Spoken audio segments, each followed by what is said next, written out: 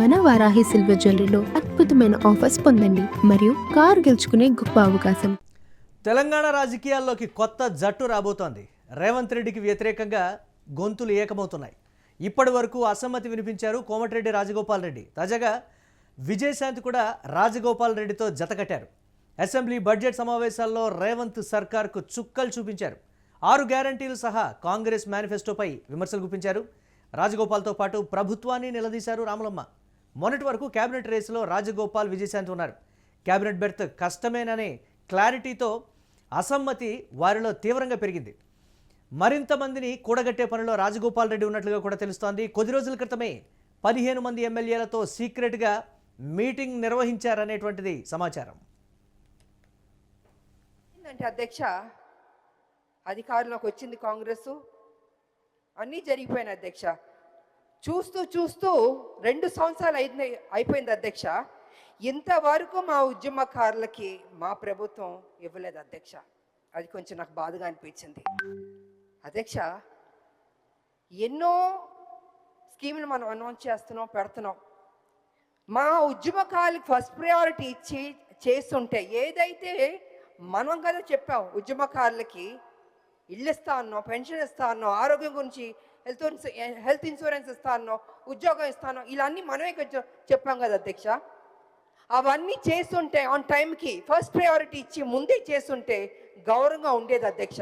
ఇవాళ పరిస్థితి ఏమైందంటే అధ్యక్ష, ఉద్యమకారులు అడుగుతున్నారు, అయ్యా మీరు కదా మాకు ప్రామిస్ చేశారు, ఏమైంది అని వాళ్ళు చాలా గౌరవంగా, మర్యాదగా, ప్లీజింగ్గా అడిగారు అధ్యక్ష.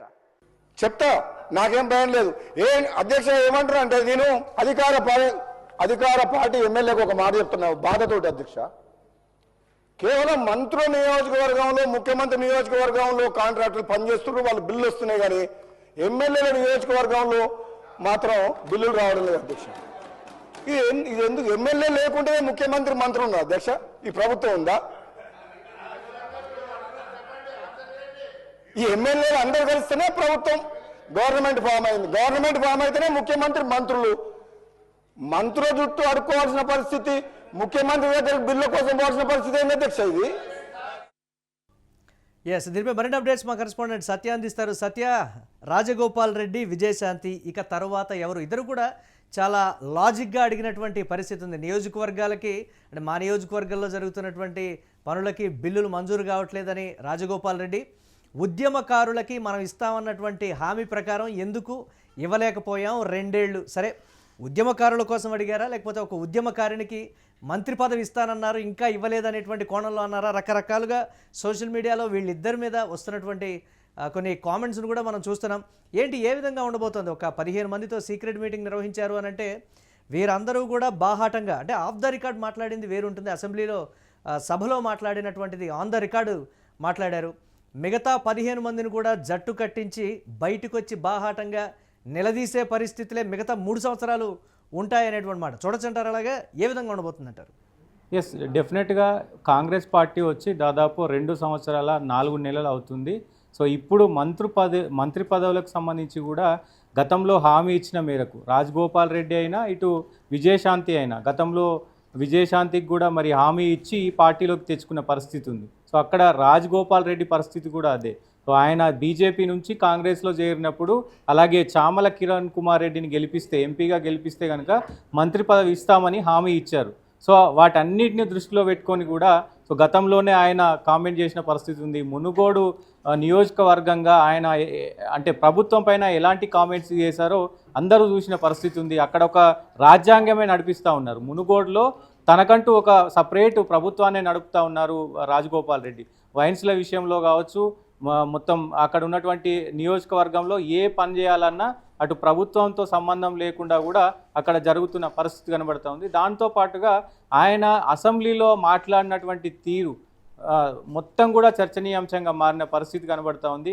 ఇప్పటికే గతంలో 2 సార్లు అసెంబ్లీ సమావేశాలకు సంబంధించి 2 సార్లు మరి ముఖ్యమంత్రి రేవంత్ రెడ్డితో కలిసినప్పటికీ కూడా ఇలాంటి కామెంట్స్ చేయడం, ఒక ఎమ్మెల్యే లేకపోతే, అంటే ఎమ్మెల్యేలు గెలిపించకపోతే మంత్రులు ఎక్కడి నుంచి ఉంటారు, ముఖ్యమంత్రి ఎక్కడి నుంచి ఉంటారు? సో మేము గెలిపిస్తేనే కదా, ఎమ్మెల్యేలు గెలిపిస్తేనే కదా ముఖ్యమంత్రులైనా మంత్రులైనా అయ్యేది అంటూ కూడా ఆయన అసెంబ్లీ సాక్షిగా మాట్లాడిన పరిస్థితి ఉంది. దాంతోపాటు ఎందుకు ఒక కొడంగల్ నియోజకవర్గానికే నిధులు పోతా ఉన్నాయి, ఖమ్మం జిల్లాకు మాత్రమే నిధులు ఎందుకు పోతా ఉన్నాయి, మంత్రుల జిల్లాలకు మంత్రుల కాన్స్టిట్యున్సీలకే ఎందుకు నిధులు పోతా ఉన్నాయి అంటూ కూడా ఆయన ప్రశ్నించారు. ఈ ప్రశ్నించిన తరుణంలో కూడా మరి ఆయన ఒక్కడే ప్రశ్నించిందంటే ఇటు విజయశాంతి కూడా మరి తోడైన పరిస్థితి ఉంది. ఎమ్మెల్సీగా ఉన్నారు ప్రస్తుతం, సో కాంగ్రెస్ వర్గం. ఇప్పుడు ఆమె మరొకసారి ఏదైతే ఈ వ్యాఖ్యలు చేశారో ఒక్కసారిగా ఈ ఇద్దరు కూడా మరి ఏంటి అసమ్మతికి సంబంధించినటువంటి మొత్తం నేతలను కూడగట్టే ప్రయత్నం చేస్తున్నారా అనే కోణంలో కూడా పెద్ద ఎత్తున రాజకీయంగా చర్చనీయాంశంగా మారుతున్న పరిస్థితి కనబడుతుంది. దాంతోపాటు విజయశాంతి కూడా అంతే చాలా బాహాటంగా అంటే చూస్తూ ఉండగానే 2 సంవత్సరాల 4 నెలలు అయిపోయింది.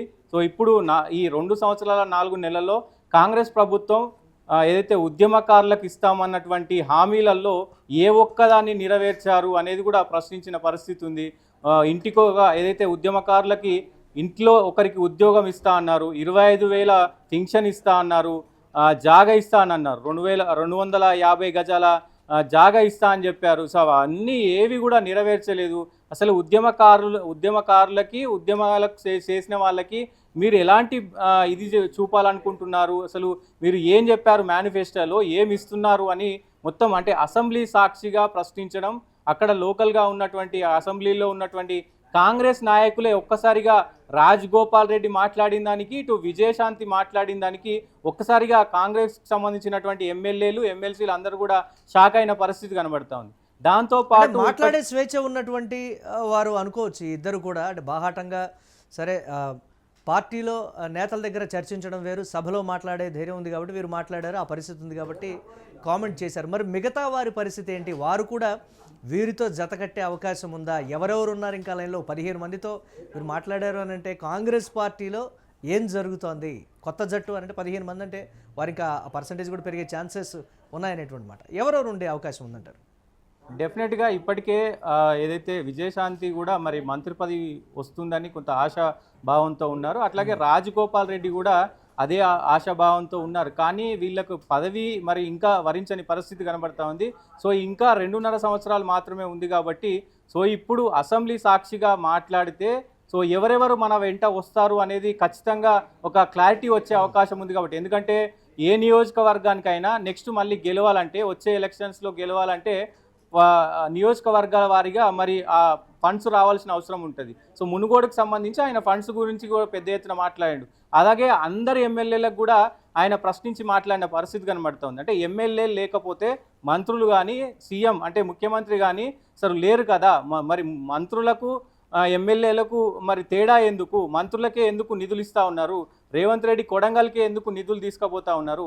ఎమ్మెల్యేలకు నిధులు ఎందుకు ఇవ్వట్లేదు అని ప్రశ్నించారు. ఇక్కడ ఎవరైతే కొంతమంది ఎమ్మెల్యేలు ఉన్నారో ఇప్పటికే ఆయన వాళ్ళందరితో కూడా సమీక్ష నిర్వహించారు. 15 మందిని పిలిస్తే 9 మంది అటెండ్ అయినారు.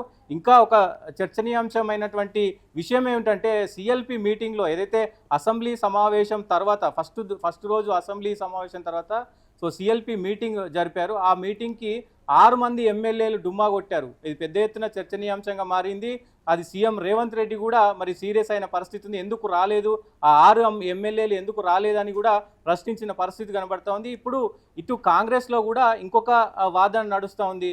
కొత్త కాంగ్రెస్ వర్సెస్ పాత కాంగ్రెస్ అనేది కూడా నడుస్తూ ఉంది. కొంత అసమ్మతి అంటే అసమ్మతి నేతలందరూ కూడా నియోజకవర్గాల వారీగా మొత్తం అసమ్మతి నేతలందరూ కూడా ఏకమవుతున్నారు. పాత కాంగ్రెస్ వాళ్ళకి అసలు ఏ పదవి రావట్లేదు, కార్పొరేషన్ కావచ్చు, ఇంకొక ఇతరత్ర పదవులు కావచ్చు, ఏది ఇవ్వట్లేదు, కొత్త వాళ్ళకే ఇస్తున్నారు అనేది పాత కాంగ్రెస్ ఏదైతే క్యాడర్ ఉందో వాళ్ళందరూ కూడా మరి అసమ్మతికి గురవుతున్న పరిస్థితి కనబడుతుంది. దాంతోపాటు పెద్ద ఎత్తున ఇవన్నీ కూడా జరుగుతున్న తరుణంలో ఇటు మంత్రులు కూడా కొంతమంది ఎమ్మెల్యేల విషయాల్లో మంత్రులు కూడా కొంతమంది కావాలని ఎమ్మెల్యేల విషయాల్లో తలదూరుస్తున్నారు, వాళ్ళ నియోజకవర్గంలో తలదూరుస్తున్నారంటూ కూడా ఇప్పటికే నేరుగా ఇటు ఏఐసిసి ఇన్ఛార్జ్ మీనాక్షి నటరాజన్కు ఇక్కడ పిసిసి మహేష్ కుమార్ గౌడ్కు కూడా కంప్లైంట్ చేసిన పరిస్థితి ఉంది. సో ఇట్లా మంత్రులపైన ఎమ్మెల్యేలు కంప్లైంట్ ఇవ్వడం కావచ్చు, ఇదంతా కూడా కొంత రసాభాసగా అవుతున్న పరిస్థితి కనబడతా ఉంది. దాంతో పాటుగా అసలు అంటే ఈ ఇద్దరితోనే అసంతృప్తి ఆగుతుందా, లేకపోతే బాహాటంగా బయటకు వచ్చి మాట్లాడేటువంటి వారి సంఖ్య పెరుగుతుందా అనేటువంటి మాట. 2.5 సంవత్సరాలు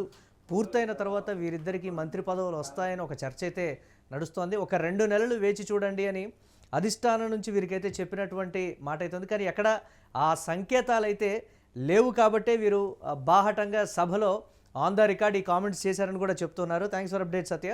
ఇక తెలంగాణ రాజకీయాల్లో కొత్త జట్టు రాబోతున్నట్లుగా కూడా తెలుస్తోంది. రేవంత్ రెడ్డికి వ్యతిరేకంగా కొన్ని గొంతులు ఏకమవుతున్నాయి. ఇప్పటివరకు కోమటిరెడ్డి రాజగోపాల్ రెడ్డి అసమ్మతి వినిపించారు. తాజాగా రాజగోపాల్ రెడ్డితో విజయశాంతి కూడా జతకట్టారు. అసెంబ్లీ బడ్జెట్ సమావేశాల్లో రేవంత్ సర్కార్కు చుక్కలు చూపించారు. 6 గ్యారంటీలు సహా కాంగ్రెస్ మేనిఫెస్టోపై తీవ్ర విమర్శలు చేశారు.